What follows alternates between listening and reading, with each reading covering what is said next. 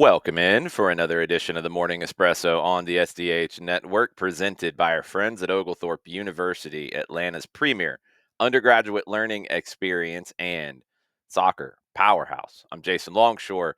It's a very interesting Monday morning in Atlanta and in the SDH Network universe because in a couple of hours from now, I'll be on the call of a match being played in Mercedes-Benz Stadium. Very unexpected. And it is Atlanta United 2 finishing their weather delayed match from yesterday against Inter Miami 2 at the Benz behind closed doors. Just a wild weekend in general that is not done yet because we only played 24 minutes and 9 seconds of that match yesterday. We got to finish it to finish out the weekend. So here's your incomplete weekend report when it comes to Atlanta United. The U18s drew 1-1 with Inter Miami's U18s. A really good game, fun one to call Saturday morning with Joe Freihofer. Good performances from both teams, though. It was a very entertaining match. And in the U16s for Atlanta, defeated Miami 6-1. Huge win for them. They really took control of that one in the second half. Forced Miami to kind of get broken there at the end. Good performance from Atlanta there. First team hosted Dallas on Saturday night, 1-1 draw. We'll come back to that in a second. And the second team, it was 1-1 through 24 minutes and 9 seconds on a rain-soaked day in Kennesaw. Moved the game up to try to beat the Storms. Didn't beat the Storms. Lightning, field conditions were a problem with all the rain that Fifth Third Stadium took. So the game was abandoned in the 25th minute. Will be restarted this morning in the 25th minute at 1-1. Moises Tablante with the goal for Atlanta to equalize after a very early goal from Miami. Conditions were affecting everything, but this is going to be fascinating in the Benz behind closed doors, an empty stadium, and you've got to pick the game up in the 25th minute. So I'm very intrigued to see how all of this goes. You'll be able to hear it on the SDH network on our Mixler channel starting at 10:50. We'll give you a little bit of mid-game, pregame, I guess, just to kind of reset everything, talk about the lineups, and get straight into the action at 11 o'clock. You can listen at soccerdownhere.mixler, MIXLR.com, or by clicking the listen link at soccerdownhere.net. And Madison and I will be there to give you that call. Okay, let's talk about the first team from Saturday night. They got the lead through a penalty that was earned by Latte Lot, a good ball over the top from Tristan Muyumba, and Latte Lot is grabbed, wrestled, goes down to draw the penalty. He gets it, and Miguel Almiron converts. Felt like Atlanta was going to kick on from there, and they just didn't. It just didn't quite happen for them. I thought Tristan Muyumba was brilliant on the day. Man of the match, midfield performance, on the ball, off the ball, defensively, everything. Very, very, very, very, very, very good. Almost had that assist to Latte Lot if he wasn't grabbed. He sets up the penalty. I thought they did miss Alexey Miranchuk as the number 10. He couldn't start due to an adductor issue.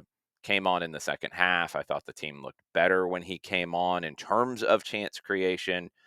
They didn't create a ton of shooting opportunities. They didn't create a ton of chances. The shot created actions and the key passes were amongst the lowest of the season.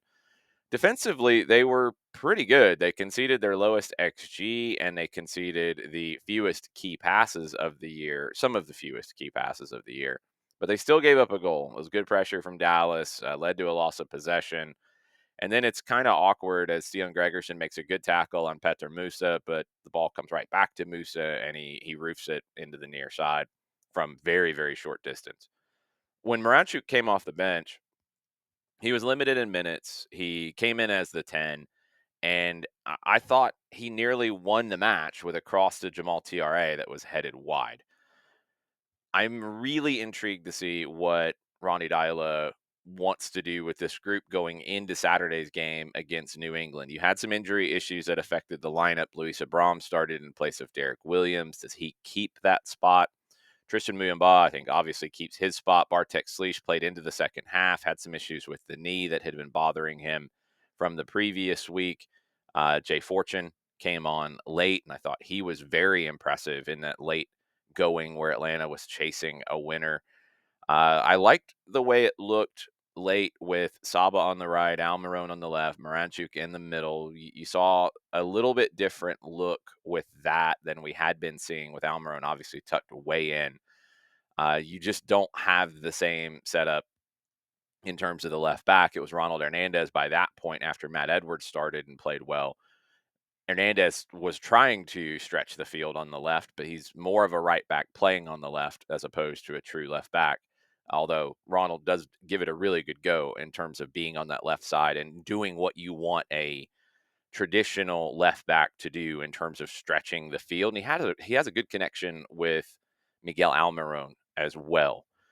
So very, very interesting in terms of what comes out of it. What do we learn from the match on Saturday night, and how do they take that into New England for an afternoon match next Saturday?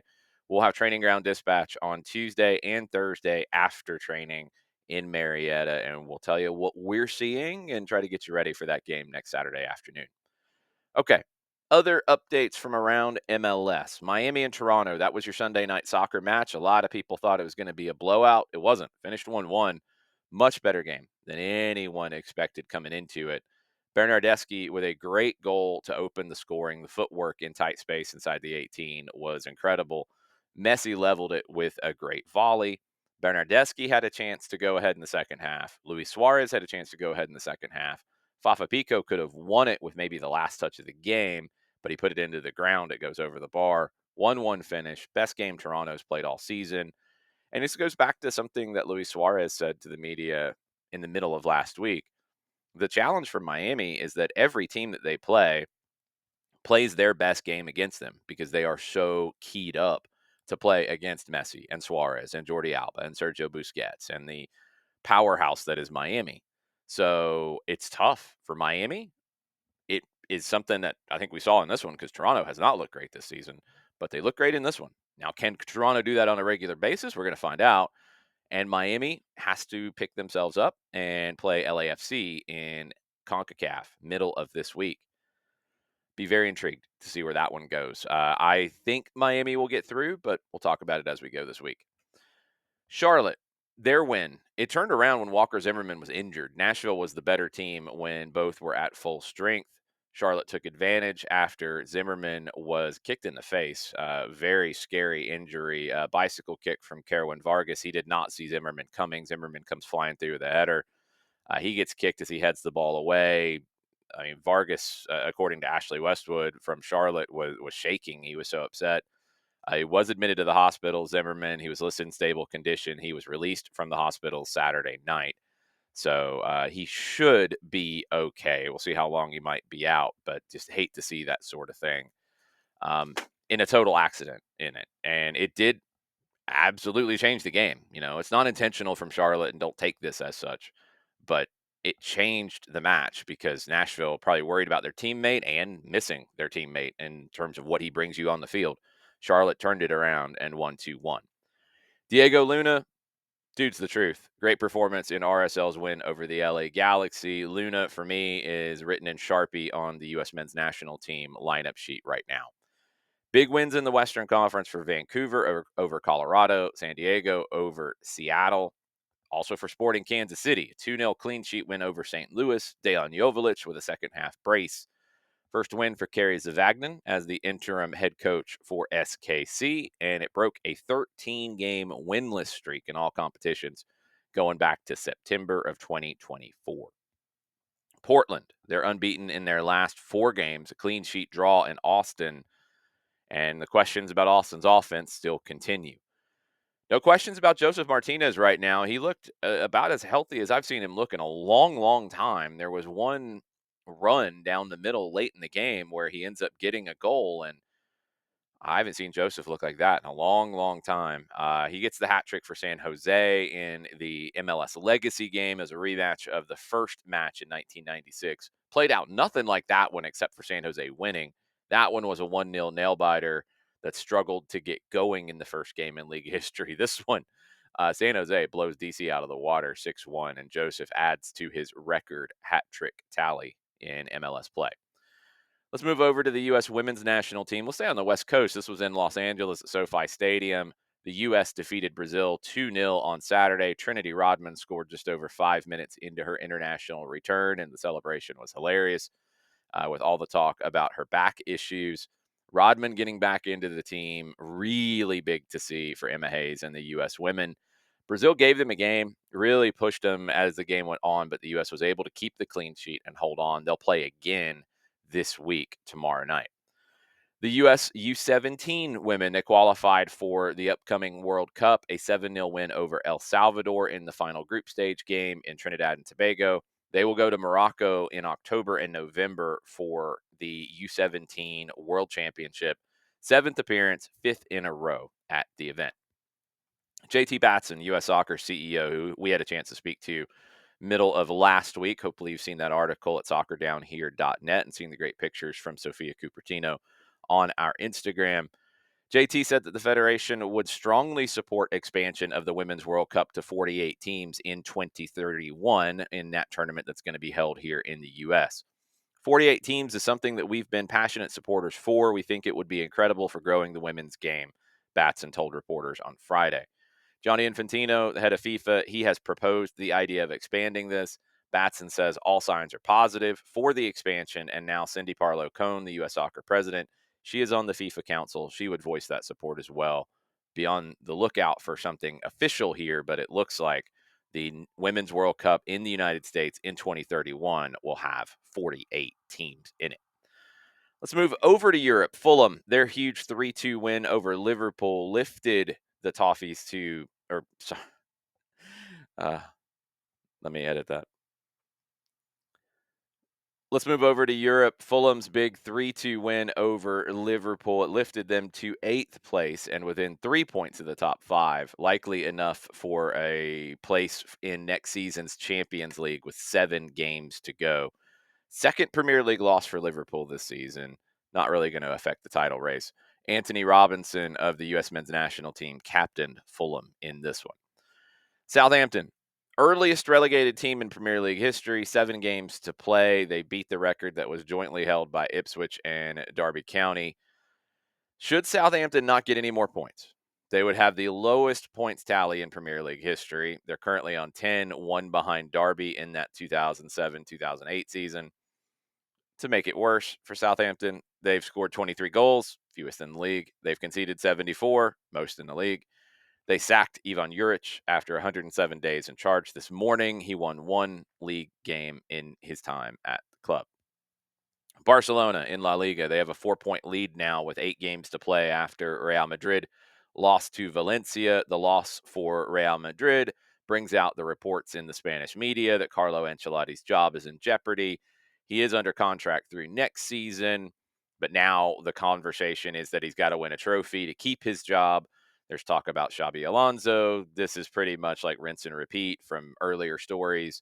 This happens in Spain. Take it with a grain of salt, but yeah, there's some questions about Real Madrid at the moment, and there's some decisions being made lineup wise and some performances as well that it's unnerving at Real Madrid at the moment. But you win Champions League, then all that goes away, right? So this is what happens. This is the gift and the curse of managing a big team like this, and Carlo knows how this goes. But when you bring everything into the focus on it, and you know Xabi Alonso will be in Madrid at some point, and you know that Brazil really wants Carlo Ancelotti,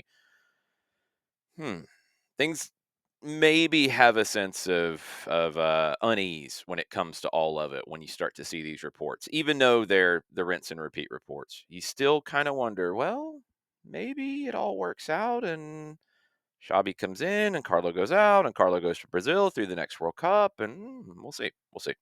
Let's stay in Brazil for a second. The Brazilian Federation, big announcement over the weekend. They banned players from standing on the ball. Yeah, it sounds weird, right? It's a taunting move that we've seen Memphis Depay. Others have used it as well.